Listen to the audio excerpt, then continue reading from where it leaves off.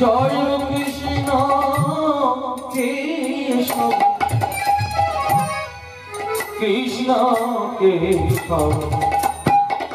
শোভা কৃষ্ণ না জপনা শোভা কৃষ্ণ না কৃষ্ণ কেশব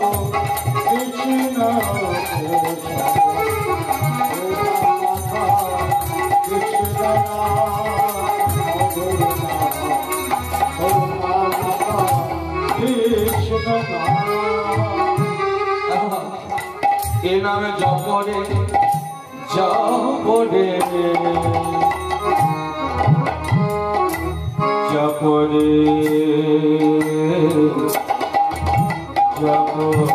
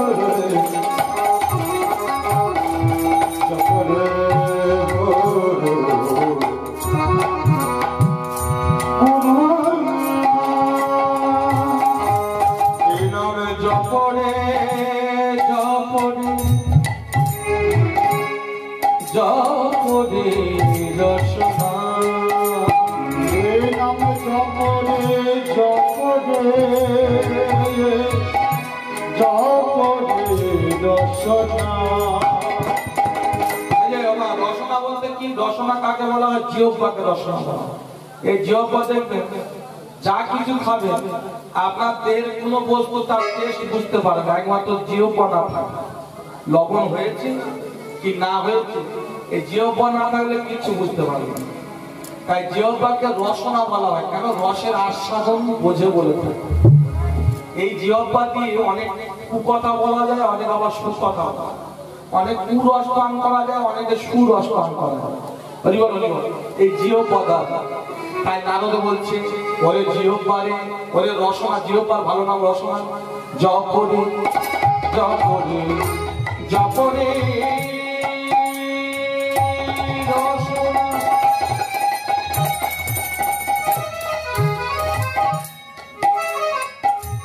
দূরে যাবে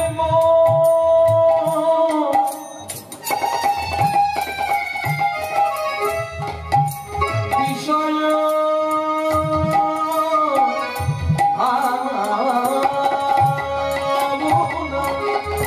জপরে জপরে জপরে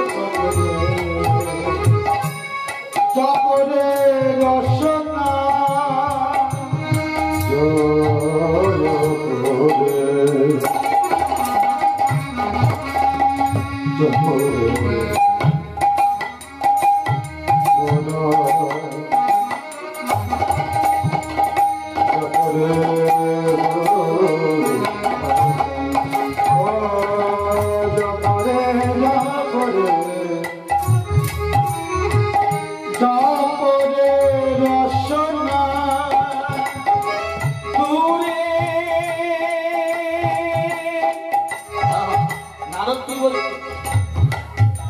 জপরে জপরে জপরে রসনা দূরে যাবে বলে বিষয় ভাবনা। এই বিষয়ের কথা বলবে না, দেহ বিষয়।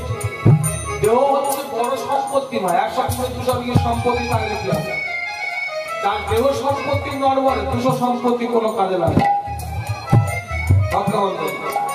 দেহ সম্পত্তি যার ভালো তার সব দিক ভালো, আর দেহ সম্পত্তি যার নড়বড়ে। এই যে গড়িয়ায় একটা বাড়িতে গান করি 20-22টা তার মিষ্টি দেব, 20-22টা ভক্তবন্ধু। তা 20-22টা মিষ্টি দোকান সব চাকরে বাকরে খেয়ে পাগলা মিষ্টি, সে একটা মিষ্টি ভিতরে যেতে পারবে না। যিনি মালিক আর তিনি খায় কি জানো, প্রত্যেকদিন সারাদিনে 1 গ্লাস করে ওই ফ্যানের মতো গলা জল, ভাতটাও সম্পূর্ণ না, ভাত নিংড়ে ফ্যান করে 1 গ্লাস করে, তাও বিনা লবণে পিনায়। বলুন তো দেহটা তার কত বড় কষ্ট পায়, কত তার আশা তৃপ্তি। হ্যাঁ হরিবল হরিবল। তার সনভক্ত মন্ডলী, দেহটা কিসে খারাপ হয়? যখন অজ্ঞানতা অহংকার দেহে পরিপূর্ণ হয় তখন দেহটা খারাপ হয়, ধীরে ধীরে খারাপ হতে থাকে। হরিবল। দেখবেন না এই যে লিংটন দেওয়া হয় বাড়ি, জল খেতে খেতে দেখবেন লিংটনের ভিতরে বাষ্প হতে হতো, তেমনি আমাদের দেহ একটা লিংটন আছে, একে যদি ভক্তির আচ্ছাদন করে আড়াল করে রাখি অনেকদিন ঠিক, আর একে যদি ফাঁকে রেখা দেখা দেওয়া যায়, জল রৌদ্র বৃষ্টি খায়, তাহলে ওই লিংটনের মতো আমাদের দেহে জ্ঞান বাষ্প হয়ে যায়। তাই এই দেহটা যখন খারাপ হয়ে যাবে, এই দেহটা যত টাকার দামের দেহ হোক না কেন, এই যে টাকা গাড়ি বাড়ি থাকলে কি হবে, এই দেহ গাড়িটা যখন খারাপ হয়ে যাবে তখন আপনি আর এই দেহ গাড়ি কোনো কাজে লাগাতে পারবেন না। তাই শাস্ত্রকার বললেন, বৈষ্ণব মন্ডলী কলম দিয়ে বললেন, পৃথিবীর মধ্যে যত অর্থ আছে, যত ধন আছে, যত সম্পদ আছে, সবার চেয়ে শ্রেষ্ঠ সম্পদ হলো আপনাদের নিজ নিজ দেহ। বড় সম্পত্তি, বড় সম্পত্তি। তাই নারদ বললেন, জপরে জপরে জপরে রসনা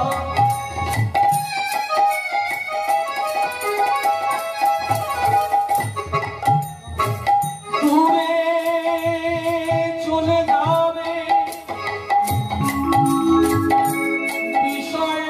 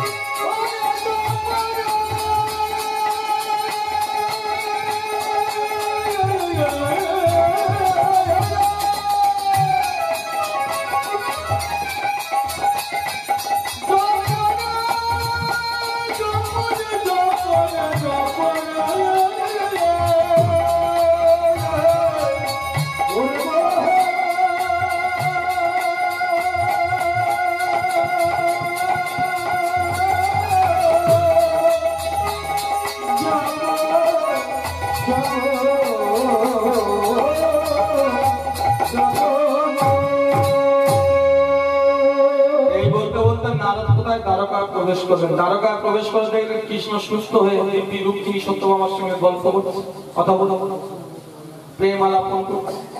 ঠিক ঠাকুর, আমাকে এইভাবে না ছোটালে হতো না, তুমি যদি এমনি সুস্থ হবে, কোথায় ব্রহ্মলোক, কোথায় গোলক, কোথায় বিষ্ণু, কোথায় কৈলা, কোথায় বৃন্দাবন, সামান্য একটু চরণগুলির জন্য কোথা না ছুটেছি।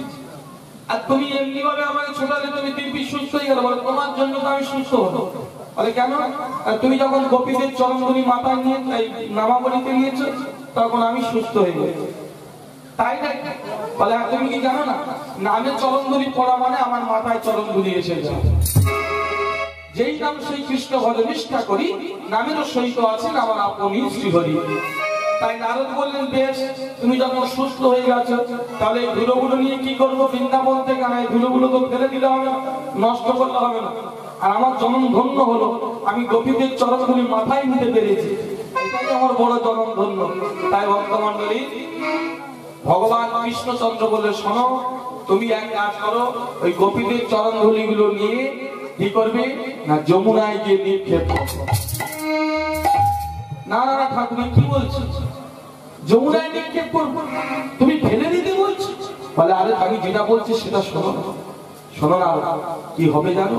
যমুনায় ফেললে ওই ধুলিগুলো যমুনায় ফেললে, ফেলতে ফেলতে ওই যমুনায় ফেলে দিলে ওই ধুলিগুলো আস্তে আস্তে ভেসে ভেসে ভেসে ভেসে যেতে যেতে একটা নদীতে চলে যাবে, নদী থেকে সাগর, আর সাগরে গিয়ে হরিবল হরিবল মহাসমুদ্রের মধ্যে একটা দ্বীপ সৃষ্টি হবে। মহাসাগরের মধ্যে, গঙ্গার মধ্যে একটা দ্বীপ সৃষ্টি হবে, আর সেই দ্বীপে আমি একদিন জন্ম নেব। সেই দ্বীপের নাম হবে আগত কলযুগে নবদ্বীপ ধাম। নবদ্বীপ ধাম। তা ভাসতে ভাসতে যখন ধুলোগুলো ফেললেন, ভাসতে ভাসতে কোথায় গেলে না, সেই নবদ্বীপ ধাম সৃষ্টি হলে। সেই জন্য রাধারানী কাঁদছে, যখন বলছে, রাধে তুমি কাঁদছো কেন? তুমি আমার জন্য যে চরণ ধুলে দিয়েছো, হরিবল হরিবল, যেদিন চরণ ধুলে দিয়েছিলেন দ্বারকায় আমি সুস্থ হয়ে গেছি, সেই চরণ ধুলি অকারণ বস্তু এখনো পর্যন্ত আমার জন্য অপেক্ষা করছে। আমি নদীয়ায় যাব, গৌরাঙ্গ হব। রাধে কইছিল তোমার প্রেম, কইছিল মাধুরীমা, মাধুরীমা, কথাগুলো বুঝবেন না। এই যে কৃষ্ণ রাধারানী কি বলছে, কইছিল তোমার প্রেম, কইছিল মাধুরীমা, কইছিল শুভতম্ভ, এ তিন বাঞ্ছিত ধন ভোজে না হইল পুরো, সেই জন্য আমি হব শ্রী চৈতন্য সচির নন্দন। কইছিল তোমার প্রেম, কইছিল মাধুরীমা, কইছিল শুভতম্ভ, এ তিন বাঞ্ছিত ধন, এ তিন বাঞ্ছিত ধন ভোজে না হইল পুরন, না হইল পুরন, সেই জন্য আমি হব সচির নন্দন, সচির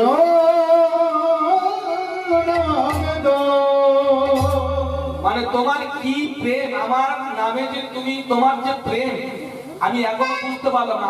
আমার ভালোবেসে তুমি কতটা আনন্দ পাও, কতটা সুখী হও, কতটা প্রেমিক হও, সেটা জানার জন্য আমার গৌর হরি অবতার নিতে হবে।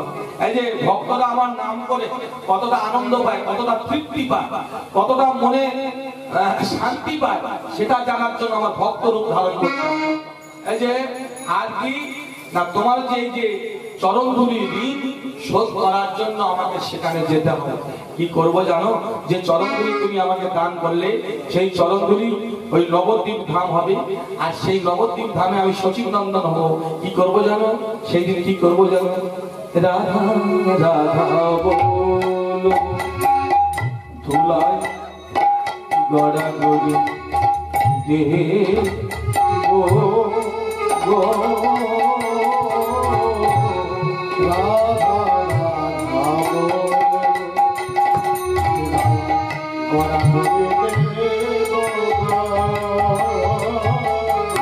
সেদিন রাধা রাধা বলবো, ভোলায় গড়া গড়ি দেব রাধা রাধা বলবো, ভোলায় গড়া গড়ি দেব কবে প্রেমানন্দে বাহু তুলে, প্রেমানন্দে কবে বাহু তুলে,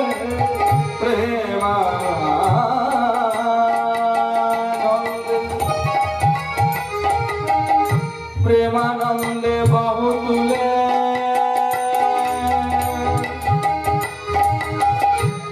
হরি বলবো গো,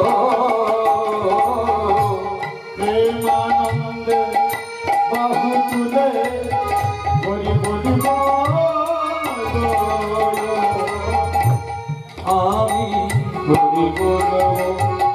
রাধা মদন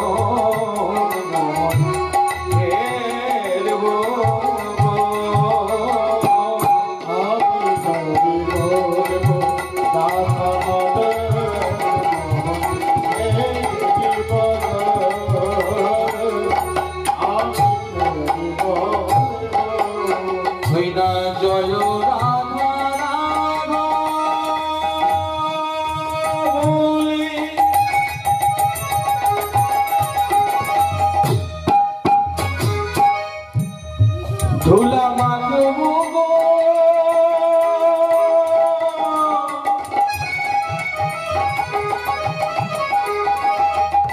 আর নয়নে জলে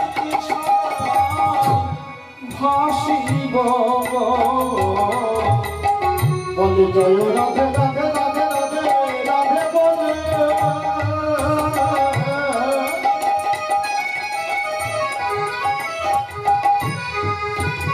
নদিয়ায় ভাসিব গো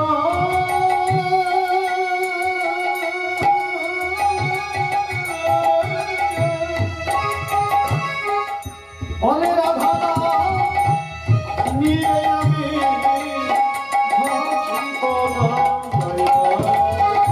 বলে গড়াগড়ি দেব আরে রাধা বলিব বলে গড়াগড়ি দেব রাধা বলিব ধুলি সদাই আমি অঙ্গি মাখবো গড়াগড়ি দেব রাধা বলিব ওই না সেদিন ব্রজ ধুলি আমি অঙ্গে মাখিব গড়াগড়ি দেব রাধা বলিব ওই না ব্রজে ধুলা সেদিন অঙ্গে মাখবো গড়াগড়ি দেব রাধা বলিব ওই রাধা রাধা বলে ধুলা সেদিন রাধা রাধা বলে ধুলা মাখবো গড়াগড়ি দেব ধুলা ভক্তমন্ডলী তা সেটাই হলো নবদ্বীপ ধাম। এই যে নবদ্বীপ ধামে যদি ভক্তিভাবে নবদ্বীপ ধামে যদি ভক্তিভাবে হরি ভজন করা যায়, হরি সাধন করা যায়, হরি পূজন করা যায়। আরে শোনো, ওই নবদ্বীপের ধামের যদি মাটিটা মাখা যায় প্রত্যেক দিন, এ বড় আনন্দ, এ বড় সৌভাগ্য ভক্তমন্ডলী, এ বড় আনন্দ, এ বড় সৌভাগ্যের কথা। তাই ভক্তমন্ডলী এই যে নারদের বাহনটা ঢেকি হলো কেন? এই যে ভক্তমন্ডলী তার মানে হলো যে ভগবানের ভক্ত হলে আগে চেতনা চৈতন্য ঠিক করতে হবে। চেতনা চৈতন্য যতদিন না ঠিক করবে ভগবানের ভক্ত হওয়া যাবে না। যে ঘরে নারীর চেতনা চৈতন্য ঠিক আছে সেই ঘরে ভগবান বন্দী। নারীর চেতনা চৈতন্য বলতে এই যে মা আপনারা সিঁদুরটা পরেন, বলুন তো সিঁদুরটা কার রক্ত থেকে জন্ম? বলুন সিঁদুরটা পরেন তো আপনারা? না আমরা পরি সিঁদুর বল, আপনারা বলতে পারবেন নিশ্চয় কার রক্ত থেকে জন্ম সিঁদুরটা? সিঁদুরটা কার রক্ত থেকে জন্ম? আর সিঁদুরটা দুই সীতার মধ্যিখানে পড়তে হয় তাই কি বলবো না ছেলে? দুই সীতার মধ্যিখানে সিঁদুর পড়তে হয় কেন? বাবা এত অলঙ্কার হস্তে দেয়, একটা লোহা পরিয়ে দেয় কেন? বিয়ের সময় একটা লোহা দিয়ে দেয়, বিয়ের সময় দেওয়া কেন? বিয়ের সময় পাটাশি পরে ওই পাটাশিটাকে দুটো পান চোখে দিয়ে আসেন। সব তত্ত্ব বলবো নাকি? তা মনে জানিয়ে দিচ্ছি, যদি কোনো জ্ঞানী ব্যক্তিকে প্রশ্ন করতে পারে বাবা এটা কি এটা কি, আসবে সব প্রশ্নের উত্তর পাওয়া যায় না। এই যে বিয়ের সময় চোখে পান দিয়ে আসে, পানটাকে চোখে পানটা দিতে হয় কেন? আজকে বিয়ের সময় হাতে একটা মেয়েদের কাজের লতা থাকে, ওই কাজের লতাকে পাটাশিটাকে এগুলো জানতাম। এইগুলো যদি জানো ঠিক ভাবে সেইগুলো যদি পরিচালনা করা যায় তাহলে ভগবান ভক্তি লাভ করা যাবে। কিন্তু তার আগে না চেতনা চৈতন্য। এই যে সিঁদুরটা হলো একটা দুই প্রকারের সিঁদুর, একটা লাল টকটকে সিঁদুর আর একটা হলো মেটে সিঁদুর। এই যে মেটে সিঁদুর কিন্তু মায়েরা কেউ করে না, মেটে সিঁদুর দেবদেবী সেবা না। কেন? মেটে সিঁদুরের জন্ম হলো শঙ্খচূড় অর্থাৎ তুলসী স্বামীর রক্ত থেকে জন্ম, শঙ্খচূড় দৈত্যের রক্ত থেকে মেটে সিঁদুরের জন্ম। আচ্ছা, তুলসী হলো কেদার রাজার কন্যা, নাম হলো বৃন্দা। সে কেন অসুরের সঙ্গে বিয়ে হবে একটা দেবী হয়ে, আর সে কেন একটা বৃক্ষ কুলে এসে এই মর্তধামে এই জ্বালা যন্ত্রণা ভোগ করবে? এও একটা রবি সম্পদ। কত তত্ত্ব শুনবে, শুধু তত্ত্ব শুনলে কি হয়? জ্ঞানের উদ্ভাসিত হয়। আরে পালা তো সবাই করে, পালা কটা জানো? পালা হলো এক মানুষের দুটো, একটা আসার পালা আর একটা যাওয়ার পালা। এই আসার পালাটা যদি ঠিক থাকে, যাওয়ার পালাটা যদি ঠিক থাকে, মাঝখানে যেসব পালা হবে আর কোনো গন্ডগোল থাকবে না। তাই এই যে সেই তুলসী বৃক্ষটাকে ভক্তমন্ডলী তার সিঁদুরটা লাল টকটকে সিঁদুর হলো শঙ্খচূড়, বেটে সিঁদুরটা শঙ্খচূড় দৈত্যের রক্ত থেকে, আর লাল টকটকে সিঁদুরটা যেটা আপনারা পরে এটা হলো গোবিন্দের রক্ত থেকে সৃষ্টি, ভগবানের রক্ত। একটা শাস্ত্র পেলাম, কোন রক্ত আসতে একটা শাস্ত্র পেলাম যে যেদিন পরশির কানা মারল নিত্যানন্দ মহাপ্রভুর ভারে যে রক্তবিন্দু ঝরেছিল, সেটাই থেকে লাল টকটকে সিঁদুরের জন্ম। আর একটা প্রমাণে পেলাম কি, আরেকটা শাস্ত্র পেলাম যে যেদিন বিরজার কুঞ্জে গোবিন্দ গিয়েছিল, রাধারানী জানতে পারলো যে আমার বধূ কেন বিরজার কুঞ্জে যাবে, তাই রাধারানী গেল বিরজার শাস্তি দেওয়ার জন্য, কৃষ্ণকে ধরে হওয়ার জন্য। বিরজা কি করে রাধারানীকে দেখে নদী রূপ ধারণ করেছিল না, নদী রূপ ধারণ করলো। আর কৃষ্ণ বলেন বিরজা যদি নদী রূপ ধারণ করে, আমি সর্পরূপ ধরে বিরজার পক্ষে চলাফেরা করবো। তাই ভগবান সর্পরূপ ধারণ করলো, বলো দুজনে 2 মাস তার লেগে গেছে যুক্তি করে। রাধারানী ধ্যান যোগে জানতে পারলো, শোনো বিরজা, শোনো ভগবান, হরিবল হরিবল, তুমি যত চতুর হোক না কেন তোমার ছাত্র আমি, আজ আমি উচিত শিক্ষা দেবো। সঙ্গে সঙ্গে রাধারানী কি করলেন, ময়ূর রূপ ধারণ করলেন, যে ভগবানের 3 বার আঘাত করলেন, সেই হতে ভগবান ত্রিভঙ্গ মুরারি হলেন। সেই হলো ভগবান ত্রিভঙ্গ মুরারি হলো। আর যে রক্তবিন্দু ধরেছিল সেটাই থেকে লাল টকটকে সিঁদুরের জন্ম। এই যে সিঁদুরটা মাঝখানে পড়তে হয় কেন, আর সিঁদুরটা মাঝখানে পড়লে কি হয়, স্বামীর পরমায় বৃদ্ধি হয়। যে স্বামীর সাথে 100 বছর চলে যায় কেন, মায়েদের কেসে নবদেবতার আবির্ভাব, 9টা দেবতা থাকে, দয়া, ধর্ম, সরলতা, ক্ষমা, স্মৃতি, ধৃতি, ভক্তি, শ্রদ্ধা আর স্মরণ, ব্রহ্ম। ব্রহ্ম বলতে ভগবান। এই 9টা দেবতা থাকে। মায়েদের কেস যে যে পুরুষ ধরেছে তার প্রাণ দিয়েছিল, যে যে পুরুষ ধরেছিল তার প্রাণ দিয়েছিল। প্রথম পুরুষের একটা নাম করি, দুঃশাসন দ্রৌপদীর কেস ধরে ফেলেছিল, দুঃশাসনের প্রাণ যায়নি, প্রাণ দিয়েছিল না। তা ভক্তমন্ডলী, কোন পুরুষ মানুষ নারীদের কেস ধরে টানতেনি কেন, মায়েদের কেসে নবদেবতার আবির্ভাব, মায়েদের কেস ধরে টানতেনি। কিন্তু এখনকার পুরুষ মানুষ চুল্লু দুপোটা পেটে পড়লো, এরা মনে করে আমরা বড় বড় বিয়ে এসে, তখন কিবা নারী কিবা পুরুষ এরা বাঁচে, নারীর ওপর অত্যাচার শুরু করে দেয়। হরিবল হরিবল ভক্তমন্ডলী।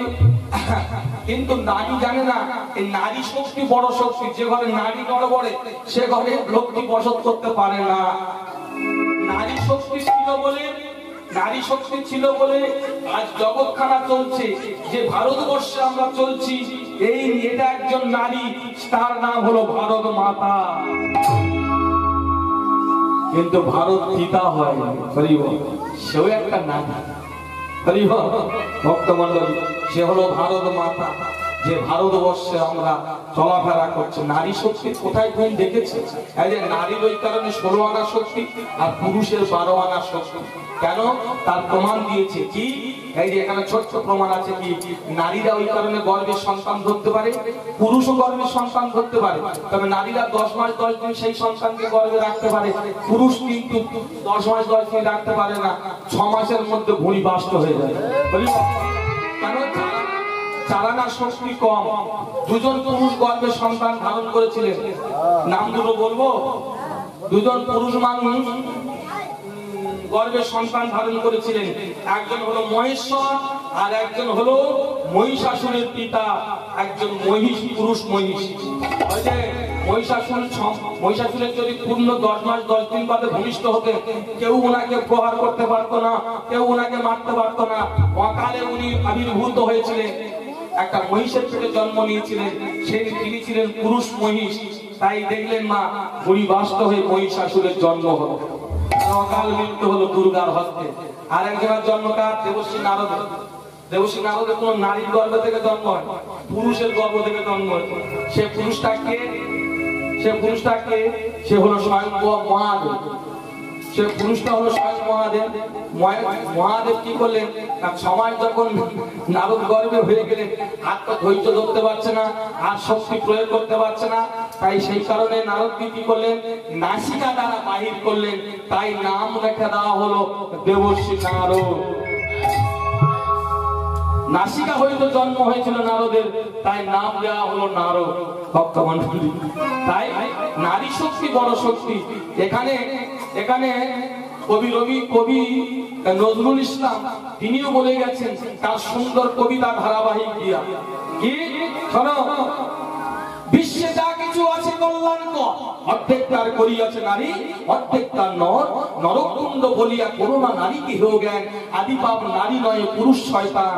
আরে নারীর বিরহে নারীর বিরহে মিলনে প্রাণ পেল কবিতা, সত্যতার কবিতা হইল সত্য হইল গান। তাজমহলের পাশান দেখছি দেখুনি তাহার প্রাণ, হরিবর হরিবর অন্তরে তার মমতাজ নারী বাহিতেছে। ভেবেছো নারী শুধু মিঠাই ধামের ক্ষুধা? না না, তুমি যদি একটু দাও প্রেমের অর্ঘ, সে দেয় তোমার সুধা। কোথায় গেছে? হ্যাঁ, নারী শক্তি সবচেয়ে বড় শক্তি। ভক্তমণ্ডলী, যে ঘরে নারী নরবরা রে, শোনো, আজ নারী যদি না থাকতো পরমহংস রামকৃষ্ণদেব হতে পারতো না। কেন না, সারদাময়ী যদি না শক্তি প্রদান করতেন। আজ নারী শক্তি যদি না থাকতো তৈলঙ্গ স্বামী হতে পারতো না। কেন, সুনীতি শক্তি প্রদান করেছে, তৈলঙ্গ স্ত্রীর নাম সুনীতি। আজ নারী শক্তি যদি না থাকতো 24 বছর বয়সে নিমাই সন্ন্যাস গ্রহণ করতে পারতো না।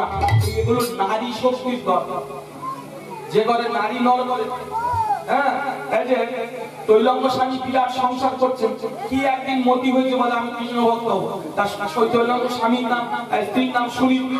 সুনীতিকে বলছে, সুনীতি দেখো, আমি কৃষ্ণ ভজন সাধনে যাব, তুমি যদি অনুমতি বলে আমি তোমার অনুমতি দেবো, তুমি ভজনে যাও। হ্যাঁ, হরিবল হরিবল। তা বলছি এ তো বড় সৌভাগ্য, বড় আনন্দের কথা। তুমি কৃষ্ণ ভক্ত হবে, কৃষ্ণের পদ অবলম্বন করবে, এ তো এর কাছে এর চেয়ে আনন্দ আর কিছু নেই, এর চেয়ে আনন্দ কিছু নেই। যাও স্বামী যাও। আচ্ছা মা, এই কথাটা যদি আমাদের ঘরের পত্নীর কাছে বলি, ধরুন আজকে কীর্তন ছেড়ে গিয়ে চলে, কি যদি আজকে কীর্তন ছেড়ে গিয়ে যদি বলি দেখো আর আমি কীর্তন করবো না, আমি এবার ভগবানের পদ অবলম্বন করবো, বৃন্দাবনে যাও, তখন আমাদের পত্নীরা কি বলবে জানো? বলে বিয়ে করার সময় মনে ছিল এরা শক্তি প্রদান করতে আরো উল্টে চেপে বসবে ঘাড়ে। শক্তি কোথায় প্রদান করবে? এই যে কীর্তন ছেড়ে অনেক এখান থেকে ওখানে, ওখান থেকে সেখানে প্রান্তে যায়, কি হলো, এই যে 15-20 দিন 22 দিন পরে একবার করে ঘরে যায়, তাও খানিকক্ষণ থাকি। তা কি হয়, স্বামীকে এলে তাকে যত্ন করা হয়। কিন্তু আমার কিন্তু কি করে জানো, বলে দেখো তোমার ব্যাগটা কই বলো তো, আগে ব্যাগটা। যেদিন দেখবে ব্যাগে টাকা কম আছে সেদিন মনটা খুব খারাপ, খুব খারাপ, মনটা গম্ভীর করে বসে বসে। আর যেদিন দেখবে টাকা বেশি থাকে, তখন বলে কি গো তোমার দুটো লুচি করে দেবো না। এই হলো মায়াময় সংসার।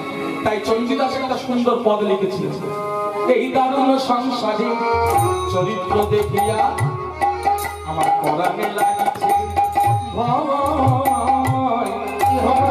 সংসারে চরিত্র দেখিয়া আমার পরাণে লাগিছে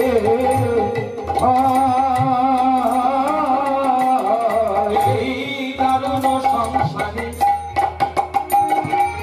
চণ্ডীদাস কিন্তু ভুল কথা বলে, চণ্ডীদাস কিন্তু ভুল লেগে দিল। চণ্ডীদাস সুন্দর তার স্বপ্নাট করে কলম দিল, এই দারুণ সংসারে চরিত্র দেখিয়া পরাণে লাগিছে দারুণ সংসারে চরিত্র দেখিয়া পরাণে লাগিছে। কালে সর্পের মাঝে আমরা সুখিয়া কালে সর্পের মাঝে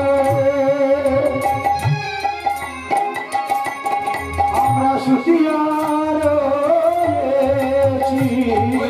কালে সর্পের মাঝে আমরা সুখিয়া রয়েছি। কালে সর্পের মাঝে সুখিয়া রয়েছি। আমাদের জানি না কখন কি হয়, জানি না কখন কি হয়। কালে সর্পের মাঝে সুখিয়া রয়েছি। সরে পেরো মাঝে সুতিয়া জানি না কখন কি হয়, জানি না কখন কি হয়। এই যে এটা সংসারের ব্যাখ্যা বলে, তাই নাগর সীতার মধ্যিখানে সিঁদুর পড়তে হয় কেন একটু শুনে নি। আর যদি আপনাদের ব্রাহ্মণ আসে জেনে নেবেন, তবু আমার কাছ থেকে একবার জেনে নিন। সীতার মধ্যিখানে পরম ব্রহ্ম থাকে, তিনি হলেন পরম স্বামী, যার রক্ত তার প্রথম তার চরণে নিবেদন দেওয়া। এই যে যার রক্ত তার চরণে প্রথম নিবেদন দেওয়া হয়, এতে স্বামী পরমায় বৃদ্ধি হয়। কিন্তু সেই সিঁদুরটা দিয়ে এখন মার্কেটে দেখি সাইডে লাগানো, ধরে সাইডে লাগিয়ে কেশ ঢাকা দিয়ে রাস্তায় দেয়। এখন নারীরা বের হলে বোঝা যায় না এটা অধবা কি বিধবা কি সধবা, বোঝার কোনো আর চিহ্ন নেই। বোঝার কোনো আর চিহ্ন নেই। মানুষের যাই হোক সিঁদুরটা তবু থাকলে বোঝা যায়, যাই হোক একটু সিগন্যাল দেখা যায়। তাও বাবারা কি করে, ও বাবা সাইডে লাগিয়ে কেশ ঢাকা দিয়ে রাস্তায় যায়, মানে আমার এখন হয়নি যদি আর একটা যুগে। এই যে ভক্তমন্ডলী, তাই এইভাবে চেতনা চৈতন্য চরিত্র থাকলে ভক্তমন্ডলী, আপনাদের বলছি না, আমাদের দেশের মেয়েদের কথা আপনারা রাগ করবেন, আপনারা দিব্যি বসে শুনুন। তাই কি হলো, এইভাবে চেতনা চৈতন্য যতদিন থাকবে আপনারা কৃষ্ণ ভক্তি পদ অবলম্বন করতে পারবে না। ধীরে ধীরে চেতনা চৈতন্যকে ঠিক আনতে হবে, ভগবানের পথ অবলম্বন করতে হবে। আর ভগবানের পথ যদি অবলম্বন করতে পারে, অনায়াসে ভব সিন্ধু পারে যাওয়া যাবে। তাই এই সংসারটা কি দেখুন, চণ্ডীদাস কি সুন্দর পথে লিখেছে, খুব দামি দামি কথা। আগুন দেখিয়া পতঙ্গের দল আপন ইচ্ছায় মরে, আগুন দেখিয়া পতঙ্গের দল আপন ইচ্ছায় পড়ে। ওই নাই আগুন দেখিয়া পতঙ্গের দল আপন ইচ্ছায় মরে, আগুন দেখিয়া পতঙ্গের দল আপন ইচ্ছাতে পড়ে। কেন চণ্ডীদাস কয় আমি ভাবি না উপায়, চণ্ডীদাস কয় ভাবিয়া না পাই উপায়। কেন চণ্ডীদাস কয় আমি ভেবে না পাই উপায়, কেন চণ্ডীদাস কয় ভাবি না উপায়। জানি না কখন কি হয়, জানি না কখন কি হয়। ও কেন চণ্ডীদাস কয় ভেবে না পাই উপায়। চণ্ডীদাস কয় না পাই উপায়। ও জানি না কখন কি হয়, জানি না কখন কি হয়। দেখবেন না একটা হ্যালোজিন চললে তার কাছে পোকামাকড় ছুটে যায় রাতে দেখতে, কিন্তু তারা জানে না ওইখানে গেলে দপ করে জ্বলে উঠে মরে মরে। তারা কিসের জন্য যায় জানো, কি সুন্দর একটা জিনিস মনে হয় ওখানে আছে, গেলে আমরা খুব আনন্দ পাবো। তাই সংসারটা কত, বিয়ে বাড়িতে একজনের টোপর মাথায় দিয়ে বিয়ে করছে, আর সব ছেলেরা আর সব মেয়েরা মেয়েরা তারা মনে মনে চিন্তা করছে আমাদের কবে হবে গো, আমাদের কবে হবে। মানে ওই আগুনের কাছে আমরা কখন যাবো আর তপ করে চলছি। এই যে সংসারটা কি জানো, ঠিক ঘনির মতো, ঘনি চেনেন তো, ঘনি একজন মাঠে ঘাটে পায়। হ্যাঁ, এই যে ঘনির ভিতরে মাছ ঢোকে থাকবে, তারা মাথা নাড়াবে কেন, বাইরের মাছকে বারণ করে, এর ভিতর প্রবেশ করি।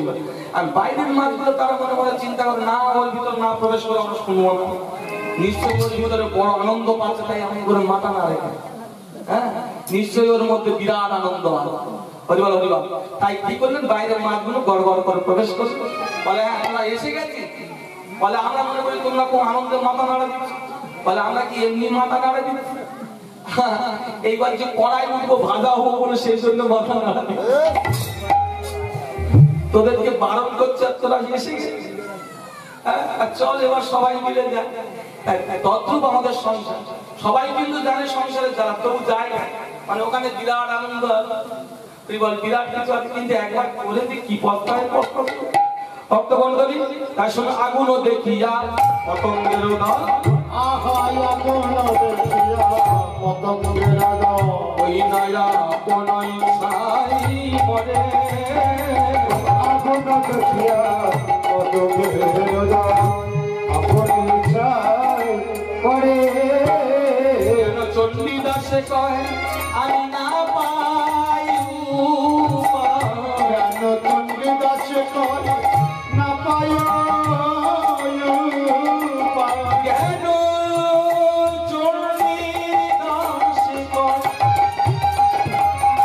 আমি না পাই উপায় যেন চটি দাসে কয় আমি না পাই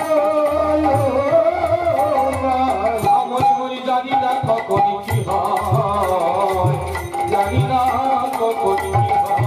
ও চটি দাসে কয় জানি না কখন কি হয়, চটি দাসে কয় না পাই উপায় জানি না কখন কি হয়, আমাদের জানি না কখন কি হয়। ভজন সাধন হলো আমাদের ভজন সাধন হলো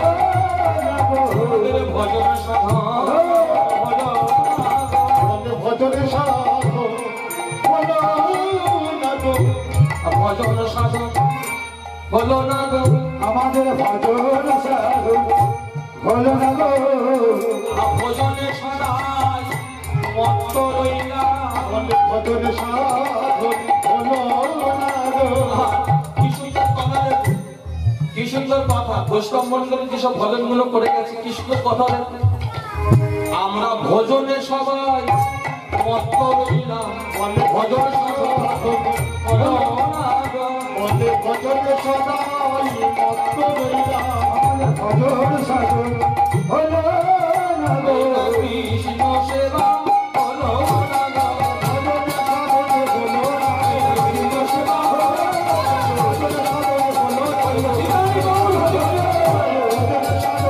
না গো, ভজনের সাধন হলো না গো। জয় জয় বিজয়।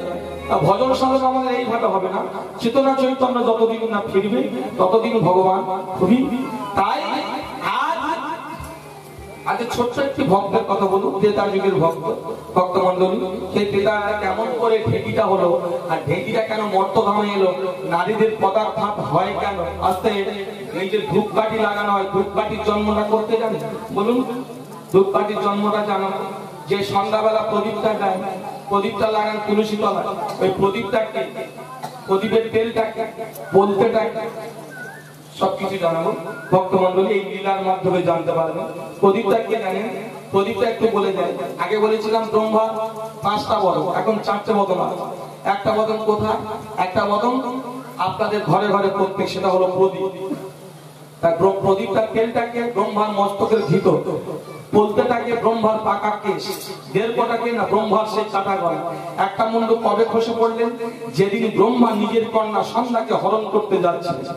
সন্ধ্যা নিজের কন্যা সন্ধ্যাকে হরণ করতে চলেছে, আর ব্রহ্মার 4 পুত্র উলঙ্গ হয়ে থাকতেন, তারা ব্রহ্মজ্ঞানী সনক, সৌনক, সদানন্দ, সনক কুমার।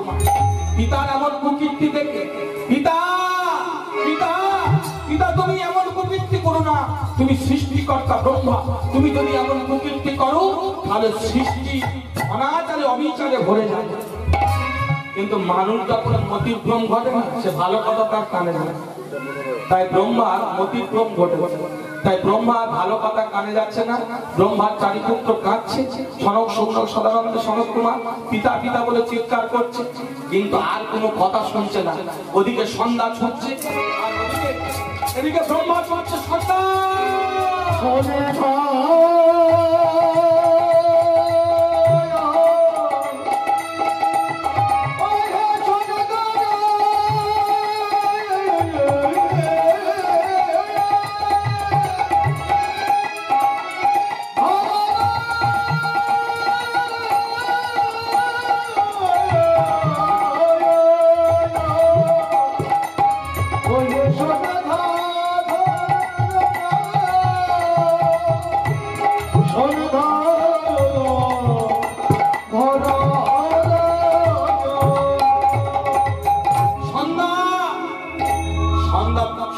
জোরে জোরে ছুটছেন, পিছনে পিতৃ ব্রহ্মা ছুটছে পিতা। তখন 4 পুত্র যুক্তি করলেন, না আমরা পিতাকে আটকাতে পারবো না, আমরা মহেশ্বরের কাছে যাই। মহেশ্বরের কাছে গিয়ে বলছে, প্রভু দেখো সৃষ্টিকর্তা ব্রহ্মা আমার পিতা নিজের কন্যা সন্ধ্যাকে হরণ করতে চলেছে। কি সৃষ্টিকর্তা ব্রহ্মা বলে এত অহংকার! মহেশ্বর খুব রেগে গেলেন, চলো দেখি যাই। মহেশ্বর কি করলেন? ব্রহ্মার 4 পুত্রের সঙ্গে এলেন। ব্রহ্মার হরিবল, সনক, সৌনক, সদানন্দকে সঙ্গে নিয়ে কোথায় না ব্রহ্মা যেখানে ওই সন্ধ্যার পিছনে ছুটছে, ওদিকে সন্ধ্যা ছুটছে, ব্রহ্মা তার পিছনে ছুটছে। তখন উচ্চ স্বরে চিৎকার করে মহেশ্বর দেখলেন, উচ্চ স্বরে চিৎকার করে বলে উঠলেন, প্রভু প্রভু তুমি এমন কুকীর্তি করো না, প্রভু তুমি এমন কুকীর্তি করো না, তুমি যদি এমন কুকীর্তি করো সৃষ্টি অনাচারে অবিচারে ভরে যাবে, না প্রভু না এমন করো না। কিন্তু কে কার কথা শুনছে? কে কার কথা শুনছে? কেউ কার কথা শুনছে? ভক্তমণ্ডলী সঙ্গে সঙ্গে কি হলো না, মহেশ্বর শুধু রেগে গেলেন। মহেশ্বর রেগে গিয়ে ত্রিশূলটি নিয়ে ছুঁড়ে মারলেন ব্রহ্মার প্রতি। ব্রহ্মার পঞ্চবদন হতে একটি বদন খসে পড়ল। যখনই খসে পড়ল ব্রহ্মার চৈতন্য ফিরে এলো, আর কাটা মুন্ডুটা দুই ভাগে ভাগ হয়ে গেল। ভক্তমণ্ডলী কি হলো, এই যে কাটা মুন্ডুটা দুই ভাগে ভাগ হয়ে গেল। সন্ধ্যা তখন অন্ধকারে মিলিয়ে গেলে, না আমি এই রূপ নিয়ে আর পিতার সম্মুখে যেতে চাই না, আমি এই রূপ আমি অন্ধকারে মিলিয়ে যেতে চাই।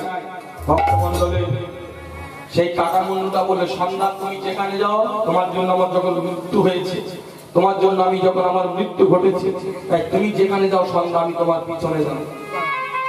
এই যে সন্ধ্যাবেলা যে প্রদীপটা নিয়ে যান, ওটা হেলায় তালায় করে নিয়ে যাবে কেন? হেলার বস্তু নয়। আরো শোনো ভক্তমণ্ডলী, আমি বলছি আপনারা শুনবেন না, আপনাদের সেটা কর্ম।